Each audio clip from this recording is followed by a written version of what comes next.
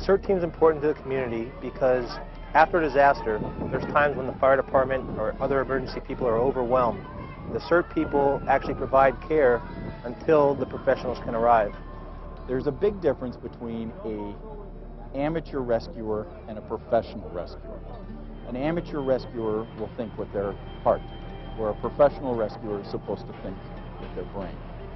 A bit of training, a little bit of education, a little bit of preparation, you can minimize casualties and in some cases even completely avoid them. You need to take care of yourself. That's the #1 rule. Take care of yourself and your buddy after a disaster. They just need to know to expect the unexpected.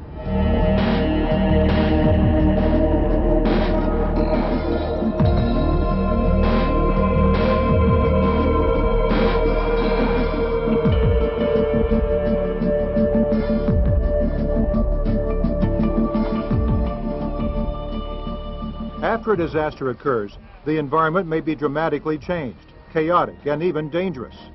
Even familiar landmarks in a neighborhood may be uprooted. Roads may be washed out. Nothing is the way it was. The disaster itself, whether it's an earthquake or a hurricane or a flood or something like that, the event is an ongoing. The event itself may stop, but the danger period doesn't. And very frequently, the hours right after a disaster are as dangerous as the disaster itself. Disasters tend to destabilize the environment, and that makes familiar areas unfamiliar. So it's wise to proceed through the debris of a disaster sort of like someone walking through rattlesnakes, slowly and carefully. I've seen devastation, total devastation. I've seen moderate damage. I've seen minor damage. That's why what we try to do is we try to teach people basics that can be applied no matter what the system or what the problem is. But as powerful and devastating as disasters can be, experts now know that many injuries and deaths occur after a disaster has happened, as inexperienced volunteers rush to help out. After a disaster, one thing that's always surprised me was, to a certain degree, people's lack of respect for Mother Nature and what she can do out there. After pretty much some type of natural disaster, things just aren't how they appeared before the disaster, and there are ways that people could get injured out there, whether it's drownings or electrocutions because of down power lines. So you really have to respect Mother Nature both before and after disasters. The CERT program is a wonderful educational opportunity, but it's also an opportunity for us in the emergency services to make sure not only we know what people can do, but that also people know what they can't do. And in rescue operations, there's a high percentage of people who get hurt or killed trying to help others. And so, like firefighters and other first responders, CERT volunteers need to focus on safety with every task they're involved with. Safety must be a priority. The CERT members' safety is of the utmost importance. We want them to be safe if they're going to go out there. We don't want them risking their lives. We want them to be able to help people safely and not get injured and certainly not get killed in doing their job. We want to show them how to do it in the safest manner so they can come back and be okay after it's all over.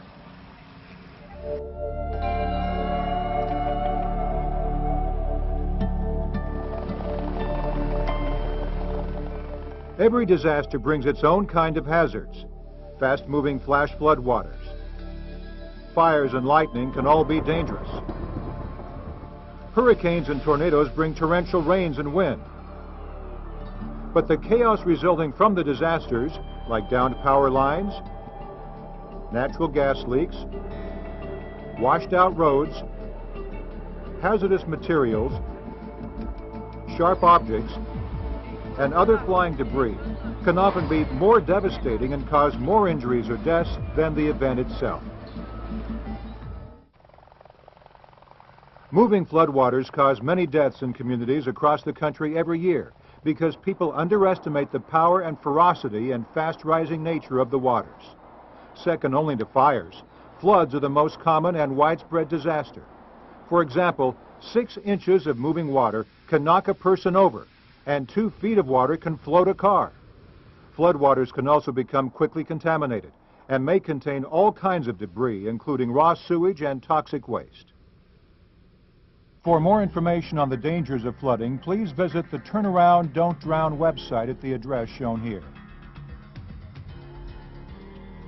A hurricane or tornado can cause massive destruction to buildings, homes, and even automobiles. Broken glass, falling panels, and collapsing walkways and stairways are some of the debris that may result. And buildings that appear unharmed from the exterior can be structurally damaged and unsafe to enter. Utilities may be damaged or shut off. Fires can be very destructive because they can begin so quickly and cause such devastation.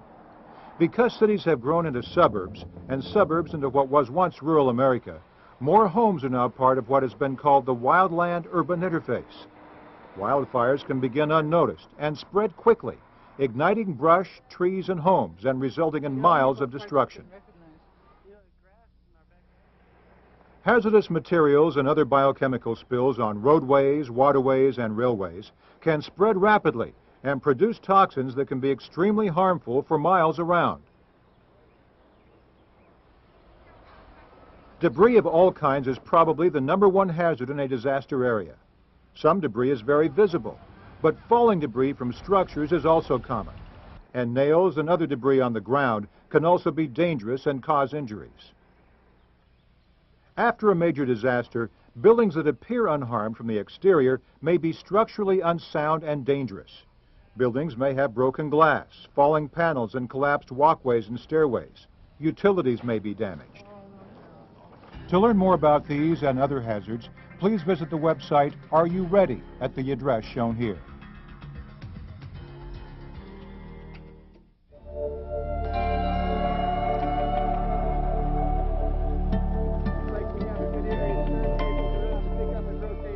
Over the years, experts have learned that wearing the right kind of gear in a disaster area is essential for safety. CERT members should wear their protective gear for safety in the after-disaster environment. The gear includes a helmet, goggles, mask, gloves, reflective vest, and light. CERT workers are encouraged to wear work gloves to protect their hands from debris. CERT workers should also wear rubber gloves under their work gloves to protect themselves from contamination by fluids. By using this double gloving technique, CERT workers will be able to help the injured by simply removing their work gloves.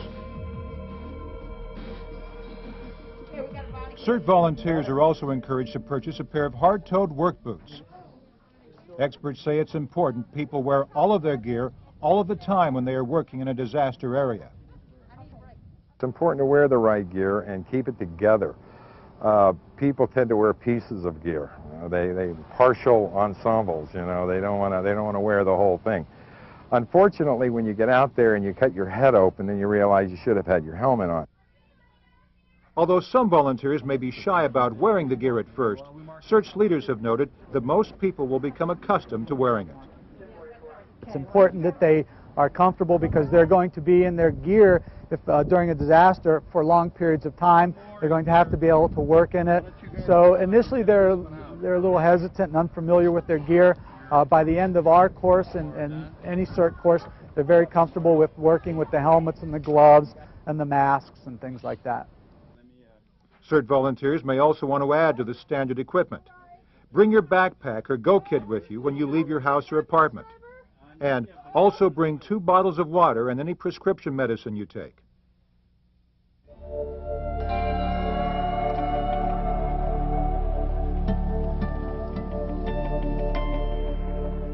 Depending on where you live in the country, you should prepare for the kinds of potential disasters that are most common in your area.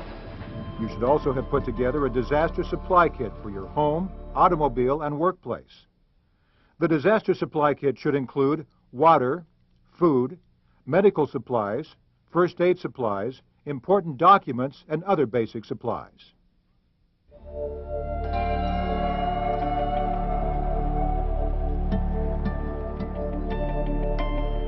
If a disaster occurs, take care of your own home and family first. See what damage has been done to your home or apartment. And make sure everyone is safe before you venture out into your neighborhood and community. When you come out of your house, you keep track of your own family members. It's not a good time to let the dog and the kids loose. You keep everybody where they're at until you find out what you're dealing with, and you proceed carefully. Too many people go out and start sightseeing, or they're overcome by the awesomeness of the event, and they wind up becoming victims. We tend to be distracted when we see something very impressive like a disaster, and we don't think, and it makes us very vulnerable to getting hurt. Check around your house for damage or other fallen debris. Next, if it is safe to do so and appropriate, turn off the utilities. Check the house, and they're looking for gas and electrical issues and things of that nature, general safety. And if there is major devastation in your neighborhood, literally draw a map of where you are and what your new neighborhood looks like before you venture out. Natural disasters tend to do great damage to the geography of an area. So the area that was very familiar to you around your home before could suddenly become completely alien.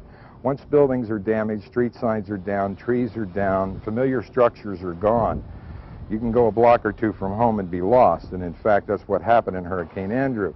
People were lost in their own neighborhoods. Emergency service workers who do this for a living were lost. They couldn't find out where they were. So it's important to make a map so you can find your way home, because you are in an unfamiliar area again.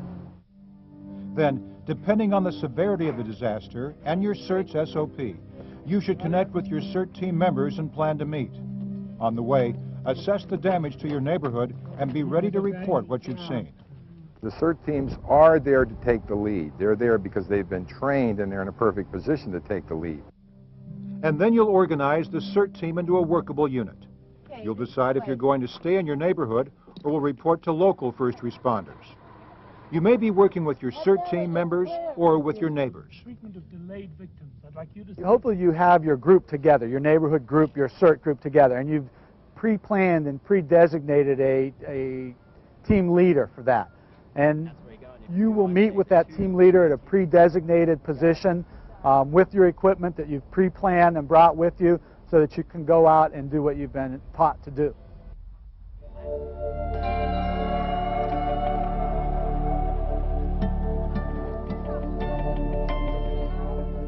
There is no one formula for how a CERT team will organize itself or work together.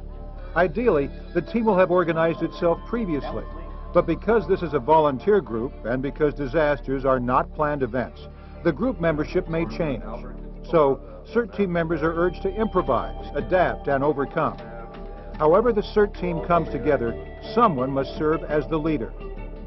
Once they mobilize their CERT team, they put somebody in charge, and it's up to that person to remain in charge and to give orders. And without that, it's going to be chaos.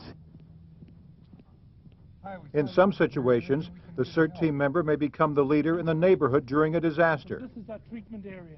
Now, this area A good scenario would be, let's say that there was no other CERT people around, but you were the only person that was trained, and you had to use other neighbors that had no training. You would automatically become the person that was in command, because no one else knows what you're trying to do. So they could utilize people that don't even have CERT training and be in charge and tell them what to do and tell them how to be safe. And we do stress that in the class as well, to utilize other people, utilize your neighbors, utilize people that haven't been there, and it just gives you more hands, more people to help out in the situation. Everybody that takes a CERT program potentially could be a team leader. Now, some people are more prone to do that, and that's fine. So team leaders are either pre-selected or selected at what we call the staging area to take a group or a team to and perform a certain mission. It may be to help at the treatment area. It may be to do a search of a neighborhood. It may be to turn some utilities off. Maybe even to fight a small fire with extinguishers. And though people sometimes are not confident about their abilities, experts say that everyone can play a role in these difficult situations. A lot of people will say to me, I can't do this work. No one will listen to me. When people are scared, when people have had something happen to them where they need help, maybe they don't tell you they need help, but you know they need help, people will respond to you. As long as you're clear, as long as you are being understood by them, they'll listen to you, and they'll allow you to guide them in certain directions. Will you run into speed bumps or difficulties along the way? Sure, but are there ways to overcome it? Improvise, adapt, overcome. After the CERT team members meet together and become organized, wherever they go and whatever the job they are doing, they need to assess the situation they're in or do a size-up. The size-up is the same approach used by other first responders like firefighters to make sure that a systematic approach is used when dealing with a dangerous and unpredictable environment. The steps involved with the size-up are: gather facts, assess and communicate the damage, consider probabilities, assess your own situation, establish priorities, make decisions, develop plans of action, take action, evaluate your progress. Secondly, we talk about size up, and that's the idea that you look before you leap. You don't just rush into things. You go out, you look, you think your way through things. You're in an unfamiliar environment, even if it's your own backyard. So you go out and you pay attention. If you find someone who's injured, it's wise to stop and look at why they got hurt before you rush in. For example, if someone was electrocuted and you rush in to help them, you may wind up being a victim also. The house that looks normal, you walk in but there's a hole in the floor. The smell of gas, the sound of gas escaping into this enclosed area. You walk outside to take care of utilities and you can't. This is a hazard. Back away. Put some tape up there. Keep other people from that. There are always hazards to be alert. Overhead wires. Can they come down? Treat every wire like a live wire. Move around it. Tape it off or put a rope around it. There's always hazards. Things change. So we constantly look because things can shift. Things can move. You have to size up your situation. That's the terminology we use. They do a good size up. They check out their scene before they go in. They don't want to rush into a situation because we might have somebody, let's say, injured in a vehicle. But if there's an electric line across the vehicle, then again, we're going to have more patients. They're going to be a patient. They're becoming a patient themselves. We don't want that. If you give a good size up before you start to act and think before you go in there, you have a better chance of staying safe. CERT team members are always encouraged to take care of themselves and be safe above all else. Basically, the instruction here to people is that as curious as you may be to see things, be very careful where you go. There is no reason to enter a damaged building unless something vital is going on there. Light damaged buildings should be entered very carefully. Heavy damaged buildings should be avoided at all costs because of the danger involved there. There needs to be a reason why you stick your neck out. There are situations like with electricity. People tend to believe that when the power is off from a disaster, it's off everywhere. We fail to understand that it is the power company's mission to keep power on, not keep power off. So many systems are developed in the grid systems to keep the power running. Well, these can work against us when power goes out, so we have to assume all lines are charged. There are many electrocutions after disaster situations, and so that's a big problem for us. Seasoned first responders always work with a buddy, and CERT team members are also strongly urged to follow this safety practice. And we teach the buddy system, so you always want to have at least one other person there. And really that's for accountability issues. If, God forbid, you and I are working and we're searching a building and I go in by myself or we go in together and something happens, there's no way that anyone will know that we need help. And it's really accountability and safety, because we don't want to become part of the problem, we want to be part of the solution. Going off alone is a recipe for trouble. So we advocate the use of the buddy system, always being with somebody so that something happens, somebody can go for help. Two pairs of eyes are always better than one. One person sees something that the other person doesn't see. The buddy system has always been there. We use it. Everyone should use it.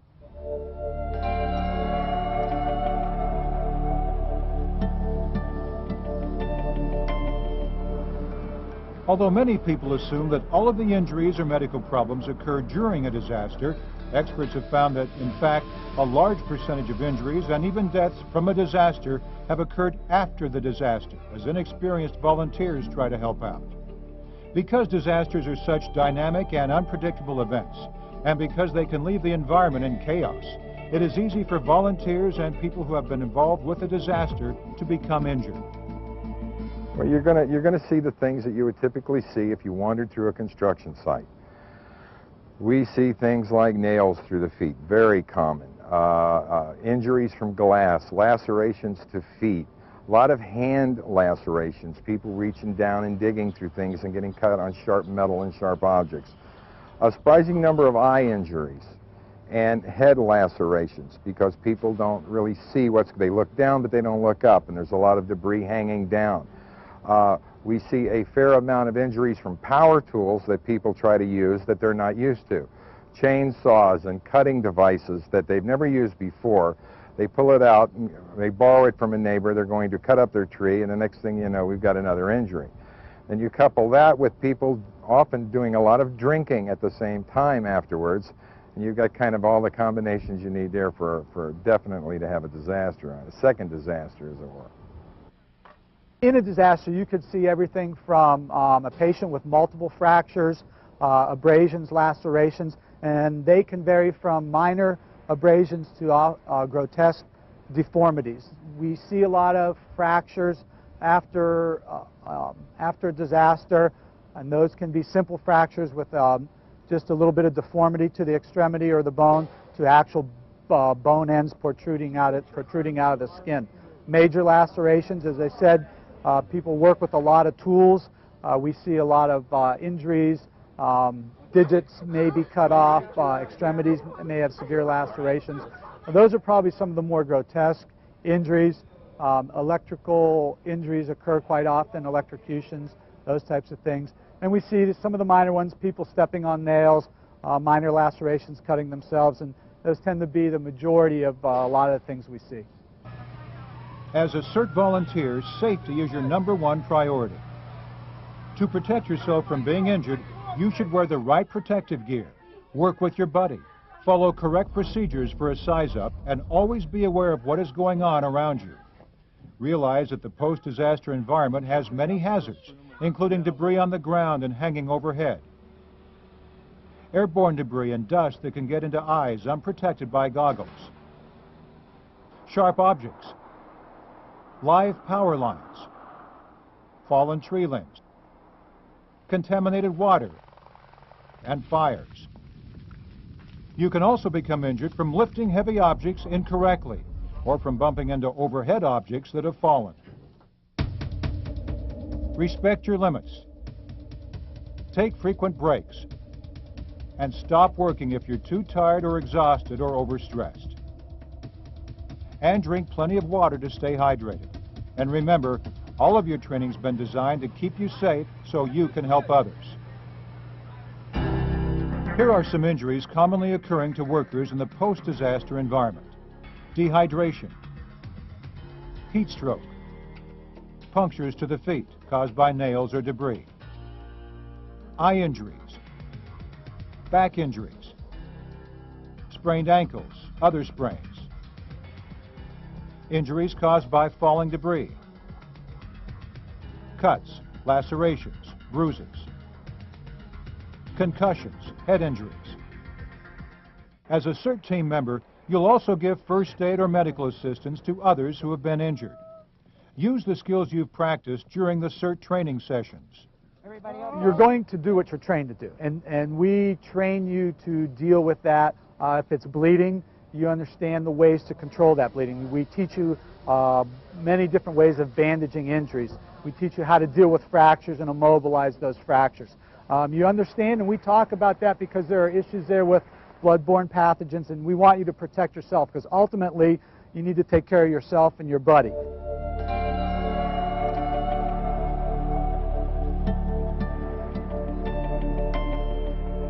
After a disaster has occurred, the landscape changes. Homes and neighborhoods may be in shambles. The normal landmarks in the neighborhood may be gone, and neighborhood animals may be homeless or traumatized. While neighbors and volunteers may want to take care of stray animals, experts issue a note of caution. When you come across an animal that's stressed out or traumatized, oftentimes they're going to shy away from you. There's going to be a look of hesitation, and whenever you see that, it's key to understand that that dog may bite out of fear, or that animal may bite out of fear. If ever an animal isn't walking right up to you friendly, I would suggest making sure that someone with appropriate equipment is called in to handling that animal. If you see a stray dog or a cat, note where it is. A lot of times you're not going to have street signs and things of that nature, but do the best that you can and report that information to the animal control authorities that are going to come into the area and start working it. Animal control experts know from experience that it is best to be cautious when dealing with an animal that you don't know, because after a disaster, they may be traumatized and act out of fear. What I would suggest is don't try and read the animal. Just because its tail's wagging doesn't necessarily mean that it's happy and friendly. Most aggressive animals, police canine for example, whenever you see them being aggressive, their tail's going to be up, their ears are going to be up, their tail will be wagging. All indications are, you look at them from a distance, that looks like a happy dog. But if you run into it, you find out it's not as happy as you thought. Good boy. And if a cat or dog bites you, it can be very serious. Got him. Animal bites are very serious. Typically you'll deal with dogs and cats, and any animal carries bacteria in its mouth. When it bites you, because bacteria is put into your body. Cats carry a high rate of bacteria. Infection can spread very quickly. Wildlife also. If you're bitten by a raccoon you're trying to help, you could get rabies, or you have to go through a series of rabies shots. Volunteers may also find animals that have been injured during the disaster. While your instinct may be to help the animal immediately, experts again urge caution. So often you deal with an injured animal, they're in that self-preservation mode. They do not think that you're there to offer them help. They think of you as being somebody that's going to take advantage of them, like another predator would. So consequently, they bite or scratch or whatever it takes to defend themselves. So I highly recommend that if you come across an animal that's injured, make sure that you turn it over to the proper authorities. Don't try and handle it on your own, because it really does require specialized equipment. If you do find a neighbor's dog, make sure that you give the animal control officers the owner's name and address and other contact information.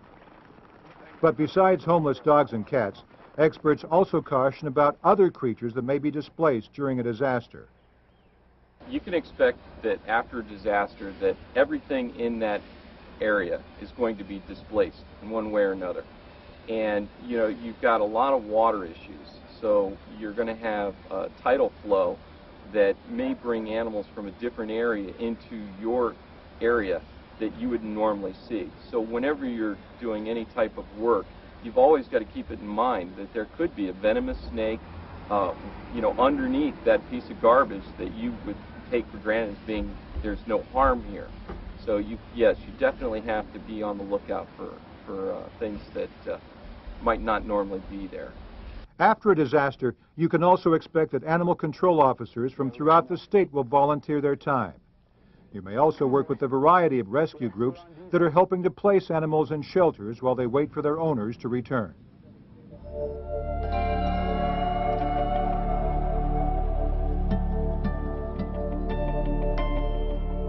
Disasters bring challenges to any community.